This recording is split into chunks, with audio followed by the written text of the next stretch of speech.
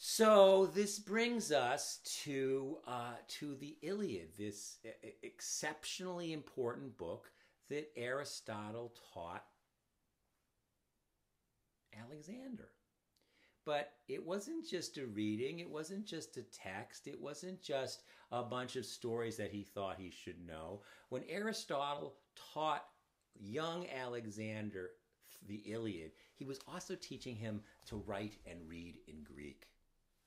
That's one of the huge innovations of the Homeric epics. Is not only are they great stories about things that people really wanted to learn from, but they were also written down in a Greek alphabet. In the A, the beta, the D. The Greek alphabet was an astonishing technological invention.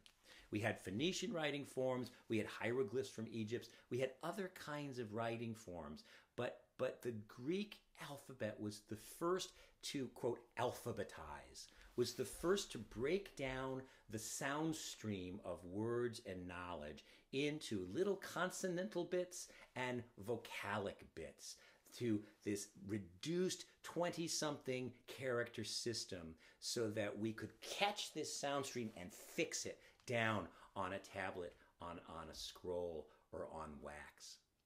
So imagine, up until then, all we had was language and sound and stuff that people could hear and remember. But with the alphabet system that fixed itself sort of around 800, around the same time these songs fixed themselves. With the alphabetic system, for the first time, we could have something that was stable, that we could look at, that we could compare, that we could hold, and that we could learn from. So the Iliad is so important, not only because of its stories, but also because the Iliad was the container of alphabetization, the container of the very first literacy that was possible because of the Greek alphabet. And so to read the Iliad was, is also our see Dick and Jane, see Jane run, run, Jane run. Sound this word out. Here are the sounds that your mouth makes to go with the letters. Alpha, a, beta, be, delta, D. And all of a sudden, we can craft these words together and write something, like the word mean, with an M, and these N's may mean the word rage. The very first word of the Iliad is rage. Sing, O muse, of the rage of Achilles.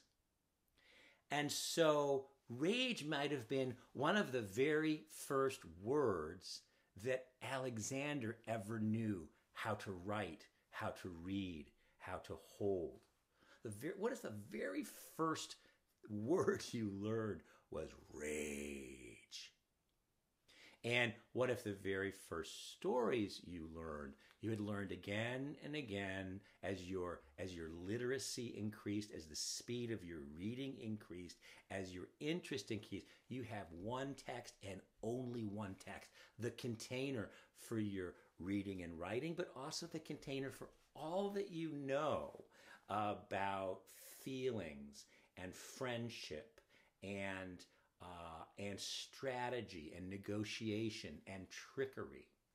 Your knowledge is, your encyclopedia of knowledge is that you could study. The only thing that you could study would be the Iliad, the only book that you would have access to. And you would be a very privileged, very proud, and very high status person to both have access to a copy of the manuscript and to actually have the literacy with which to decode all these markings on the paper. You'd be a very special person indeed. And Alexander had his teacher's notes right along the side. So part of the value of the Iliad, certainly for the 4th century reader, Alexander, is that it was his own little pocket version of Wikipedia, to the extent that you got anything that could contain the knowledge, the notes of your teacher, the wisdoms, and your reflections about what matters. how to be and how to be effective in the world. And what is the Iliad about? Well, it's about, you may or may not know, it's about how the Greeks took over Troy. It's about a battle, and it's about, the most famous Greek of all. It's about Achilles. And how Achilles fought, how the half-god Achilles, whose mother was a sea nymph, whose father was Peleus, I guess. He was special from early on. He was beautiful. He was strong. He was number one among the Greeks. He could win at every battle. He was the first pick at any dodgeball game there was. And he was sent off to study with Chiron, a centaur. And he went off with his best friend Patroclus. And they, of course, fell in love, as boys do when they're 13 and 14, and stayed together as a team for the rest of Achilles' life. Patroclus, his brother in arms, his helper, his side-by-side, and lover, his best, most important person. Patroclus and Achilles, off they go to fight the Trojan War. He's a reluctant fighter. He doesn't care that much about some of the little quibbles and quabbles of the other players in the Iliad, of Agamemnon, of Menelaus, but he gets caught up and he gets caught over, and he's the best fighter. They need him to win. They need Achilles' power, his brilliance, his effectiveness at battle to score against the Trojans. The gods get involved. There's all kinds of back and forth about good gods and bad gods, and Minerva and Athena are on the Greek side, and Apollo and Aphrodite over here on the Trojan side. And okay, they get to Troy, which is probably what we would now call Turkey, to the extent that we can know. And 9 years doesn't go as well as they thought, back and forth and back and forth. And finally, the big thing that messes up is Achilles' best friend, Patroclus, dresses up as him and gets confused at him in battle and gets killed by Hector, the Trojan hero. And that really pisses off Achilles. And rightly so. Well, if your best friend, brother, lover, partner in life were to be killed, you'd be angry too. And that's what brings us to this sort of climactic book 22 of the Iliad. We are there at Troy. Achilles, as angry as he can ever be, heads up, and we finally have the battle between the hero from the Greeks and the hero from the Trojans. A fit of fury. They chase each other 3 times around the walls of Troy. The Trojans are looking on. The Greeks are looking up from below.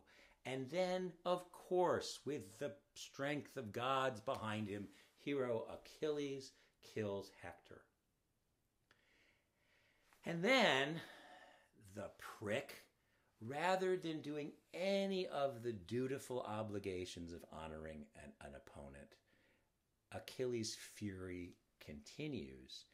And rather than giving the corpse back to the Trojans, which is what he should do, rather than honoring the dead, which is what he should do, he proudly and arrogantly and furiously binds the leg of Hector and drags the corpse in front of his wife, his child, his parents, his people, drags and defiles him in front of the Trojans. Not a nice thing to do. So huge and complete was the rage that he felt for the death of his beloved Patroclus. So there's the setting and the scene in the background that we have for the Iliad. This incredible tale of rage and of war and of heroism. So why do we need this story of war? Why do we benefit from this investigation of motivation, inspiration, anger, fury, duty? The great Greek words that come up are the notion hubris, pride and arrogance, hubris of Achilles, his pride and arrogance, as opposed to this notion of duty.